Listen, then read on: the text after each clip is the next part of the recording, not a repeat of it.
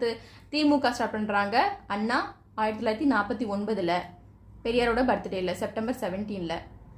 அவர் என்னென்ன, அவர் ஃபர்ஸ்ட் கடமை கண்ணியம் கட்டுப்பாடு. கடமை எதுக்கு? சமூக முன்னேற்றத்திற்காக ஓயாது உழைக்கணும்.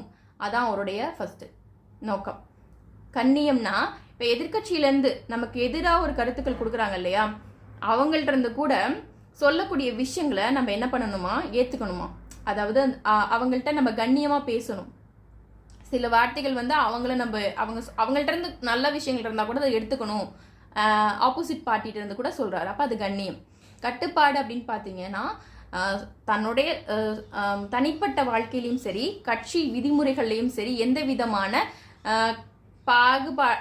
விதமான கெட்ட விஷயங்களையும் போகக்கூடாது, ஒழுக்கமாக இருக்கணும் அப்படிங்கிறது தான் கட்டுப்பாடு. அப்போ இந்த விஷயம். அடுத்து ஒன்றே குலம் ஒருவனே தேவன். அடுத்து மக்கள் வழியில் மக்களாட்சி செய்யணும்.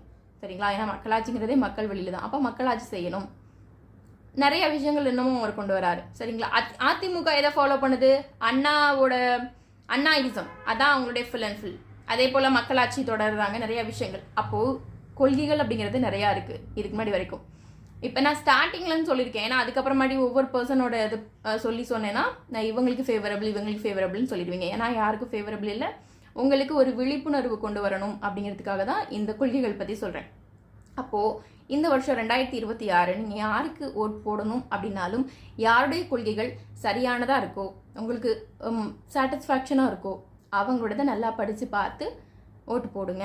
தயவு செஞ்சு நோட்டாக்கு போடாதீங்க. எனக்கு விருப்பமே இல்லையே அப்படின்னா அது உங்கள் விருப்பம். ஓகே, நோட்டாக்கு போடுங்க. மற்றபடி ஒரு தலைவரை தேர்ந்தெடுக்கக்கூடியது உரிமை நம்மள்கிட்ட இருக்குது. அப்போ அந்த நம்மளுடைய உரிமையை நம்ம மிஸ்யூஸ் பண்ண வேணாமே, ஸோ அதை வேஸ்ட் பண்ண வேணாமே.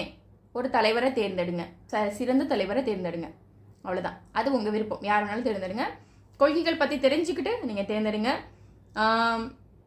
நம்ம ஒரு இந்திய குடிமகனாக நம்ம இருக்கோம். ஓட்டு போடுறது நம்மளுடைய உரிமை. அதனால் ஓட்டு போடாமல் இருக்காதீங்க.